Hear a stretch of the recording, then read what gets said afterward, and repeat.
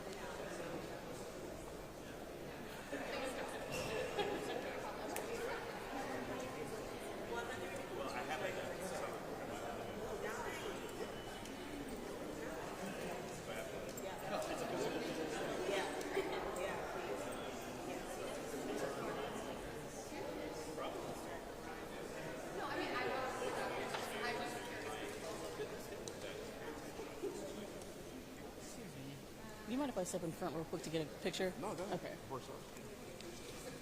Squared away when we're waiting on. Good.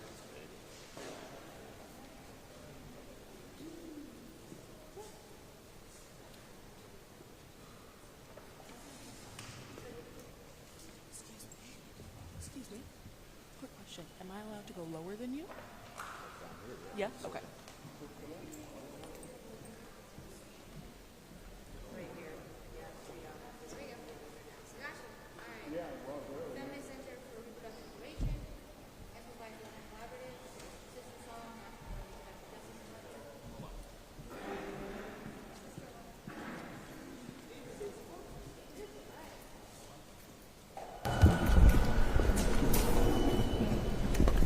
Test one. I Test. People getting levels. Test. We were just checking to see if Now is here, and man, walking out.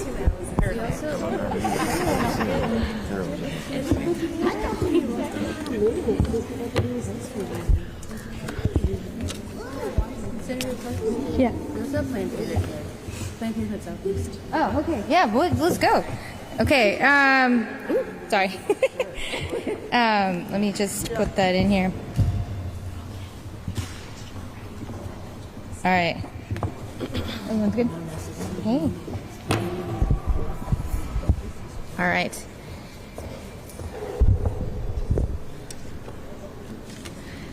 Good morning. I want to thank you all for being here today.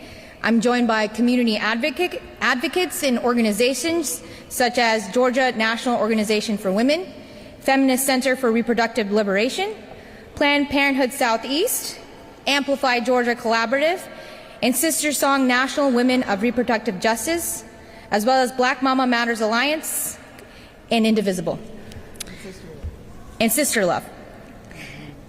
I wish we were gathered here under better circumstances, but the truth is what's happening right now in a hospital room at Emory Healthcare should shake every single one of us to our core. Adriana Smith was declared brain dead in February, a legal and medical determination of death. And since then, her bodily functions have been sustained by machines in an attempt to continue the pregnancy. According to her family, the hospital told them that this was required under Georgia law. But that would be an unusual and deeply troubling interpretation of our 6-week abortion ban. Women deserve the ability to give informed medical consent, and when they cannot, their families must be empowered to make decisions with full information and without fear. Families deserve clarity, providers deserve protection, and Georgians deserve laws that prioritize our health, dignity, and basic humanity, not confusion, delay, and fear. Republicans have made clear they won't repeal this cruel and unpopular law, and repeal is the only way to give women access and give them the care they need. And without repeal, Georgians deserve to know what care they can access. We do not know what this law demands, and that is a failure of leadership. I have sent a formal request to Governor Kemp asking him to use his authority to get an official legal opinion from Attorney General Chris Carr. That's not politics, that is the actual process. But the governor who signed this law into effect won't even acknowledge the question. He won't answer Georgia families, he won't answer doctors, he won't answer me, and he certainly won't answer the people of Georgia. But let me tell you what we do know. We know that the sponsor of this law says it's working exactly as intended, that this woman being kept on machines is the logical result of their legislation. Meanwhile, the Attorney General's office issues a press statement saying that the law doesn't actually require this outcome. These are not small contradictions. These are life and death contradictions. And then that's why I've sent a formal letter to Governor Kemp asking him to do what only he can: request a binding legal opinion from the AG that brings clarity to this crisis. And I've asked 4 basic but urgent questions, questions that hospitals, doctors, and families across Georgia need answered. Number 1, under Georgia law, including the current abortion statute, is a hospital legally required to maintain a brain-dead pregnant woman on life support in order to continue gestation of the fetus? Number 2, what are the precise definitions that constitute a medical emergency under this law? Number 3, when the law allows abortion in cases where the fetus is incompatible with life, what conditions actually meet that threshold? And why hasn't the state made that explicit? Then number 4, how does this law affect legal standing of advanced directives and end-of-life planning for pregnant Georgians? These questions are not theoretical, they're urgent, because as long as this law remains vague, we will continue to see families traumatized, providers criminalized, and patients left behind. Doctors are being forced to make impossible choices. Families are trapped in grief and fear, and women are dying, just like Amber Nicole Thurman, who was denied care for over 20 hours and died on the operating table. Just like Candy Miller, who died after managing her own abortion at home because she was too afraid to go to the hospital. The governor's own Maternal Mortality Review Committee has called these deaths preventable. Is this the Georgia that we want?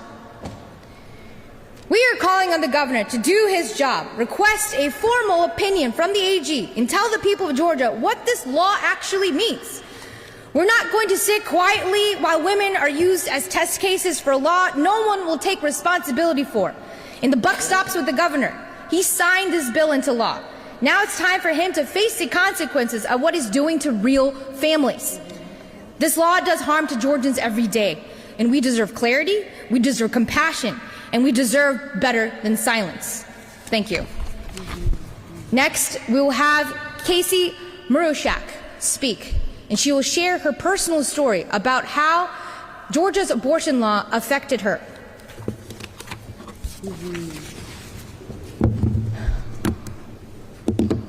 Good morning, and thank you for having me here today.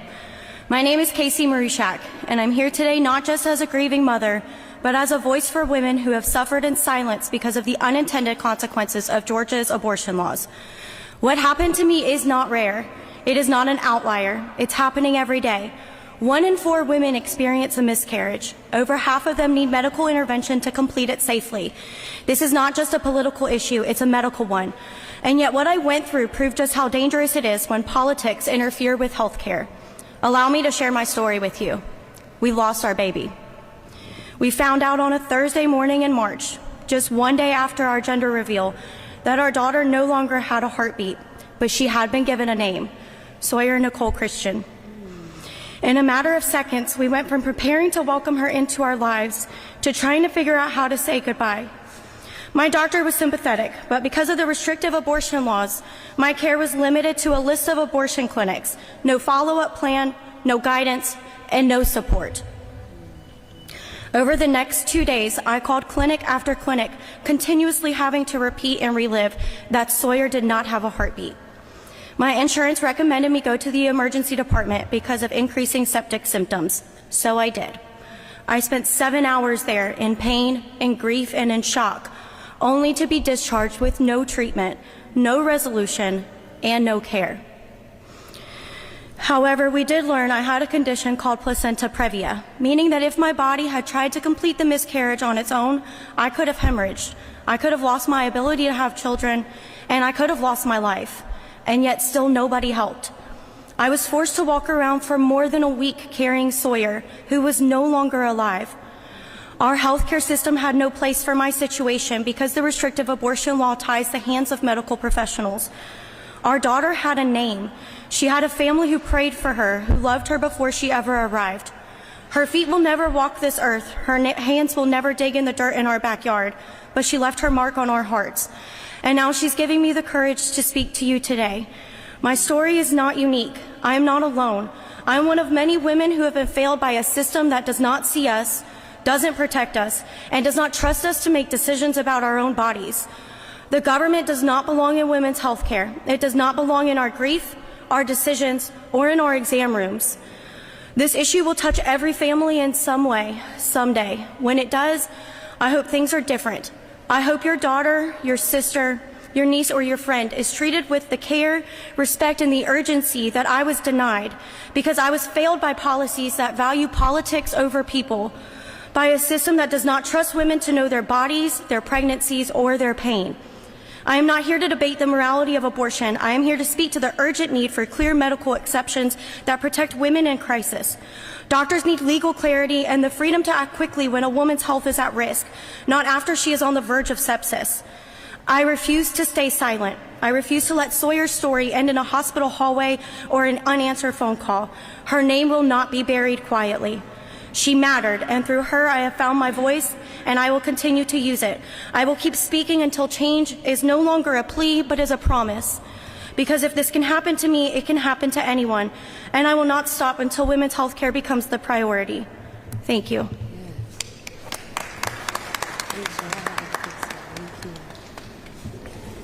Good morning. As has been articulated by many, we're not brought here today for one particular case, but for a multitude of situations that happen throughout Georgia, one of which you just literally heard because of this draconian law that this legislature passed. What we have learned, and frankly both Democratic caucuses understood, is that this is what happens when you deprive women of their autonomy and their choices. What these situations tell us is that more women and more Georgia families will endure these uncertainties, pain, and suffering. So let's be clear. First and foremost, we need to give women their autonomy back and repeal HB 481. That is always the goal of this caucus and the House Democratic Caucus, and quite frankly, the people of Georgia.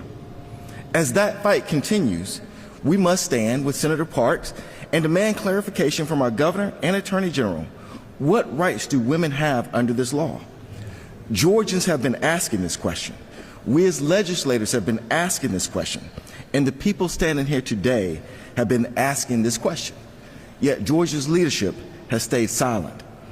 This morning, I stand with everyone here to tell the Attorney General to answer the calls of these women, answer the call of the families of this state, answer the call is so desperately needed. It is his responsibility and the governor's responsibility to give us these answers. Whether through a formal legal opinion or other means, these answers must come. The women of this state and families of this state demand this. It is my duty as Senate Minority Leader, it is the duty of the Senate and the House to prevent deaths, to prevent suffering, to prevent the heart-wrenching stories, one of which you heard today. We say we are here to do the people's business. Well, the people need answers. It's time to get to business. With that, I'll let Representative Park Cannon speak. I'll pass it to you for the last transition. I'd like to thank you all for being here, and particularly thank Casey for sharing her story.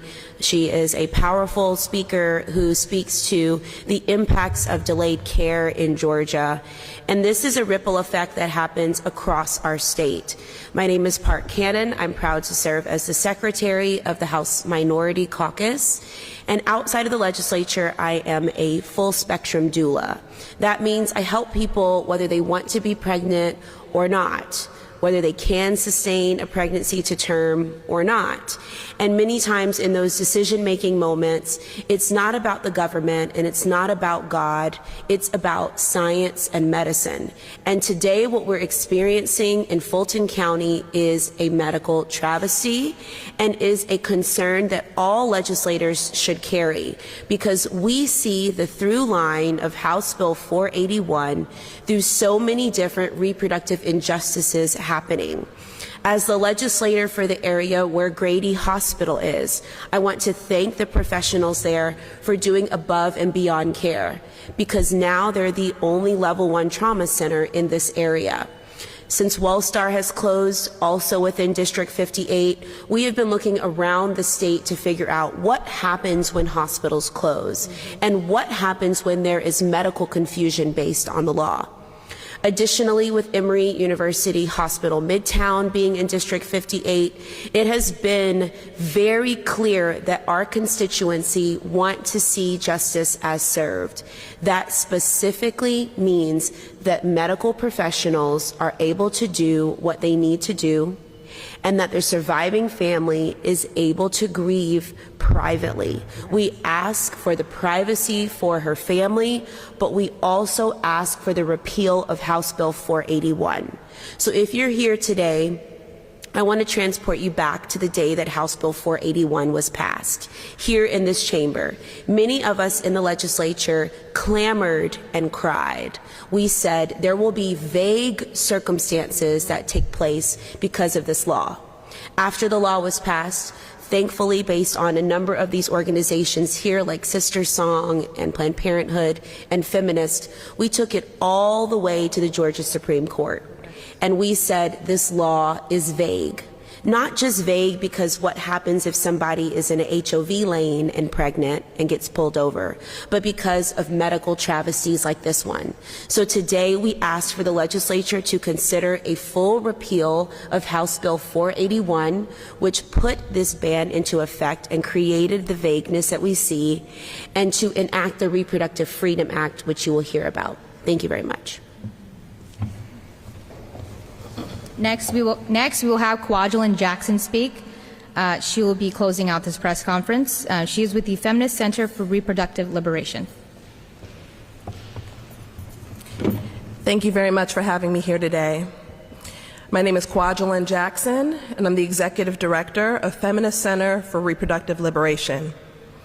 And I first want to offer my sincere condolences to all who have lost a loved one to medical mistreatment, neglect, denial of care, or obstetric violence that are hurting today.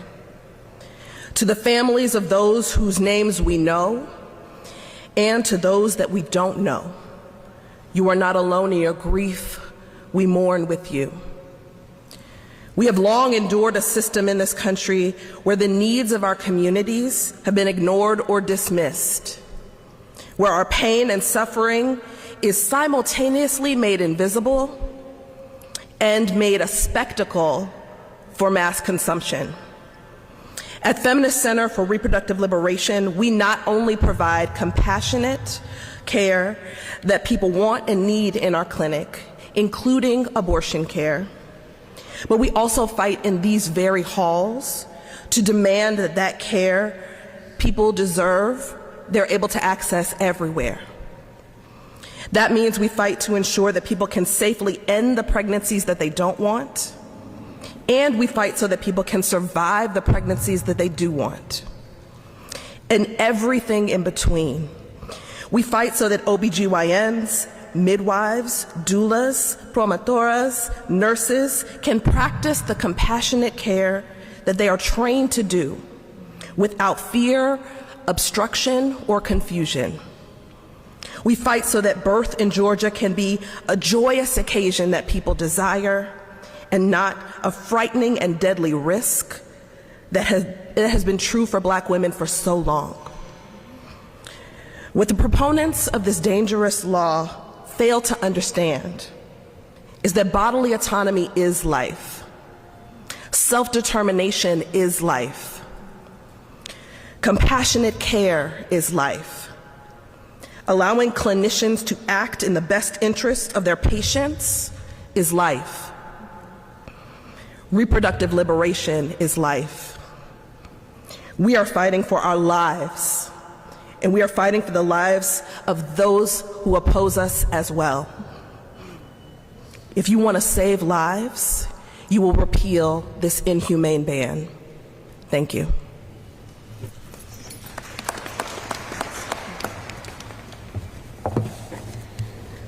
Thanks so much. That is the end of our press conference. If you have questions, we are open to answering. Go ahead. Yeah, go ahead.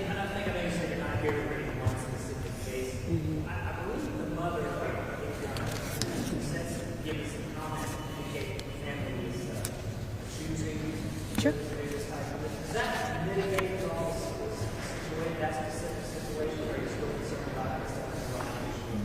I mean, we're concerned with the fact that this law is mandating care without medical consent. A woman should consent to medical care, and if they can't, their next of kin should consent to medical care. And at the end of the day, if this situation, this family should have had the ability to have a conversation and not have this mandated on them. And if this were to happen ever again, we want our families, we want women to be able to have bodily autonomy and make their decisions for themselves, and that decision should be between their doctor and them. I'll add one more thing. All we're saying is that with this being a second case like this that's ever really taken place in our country, when we look at the similarities between the medical circumstances, and we see there's a time ticking right now. And so many of us are curious as to what is the next course of action for these medical professionals, which is why we're gathered here today to say time is ticking. We need to figure out how this law impacts care. Any more questions? Thank you very much.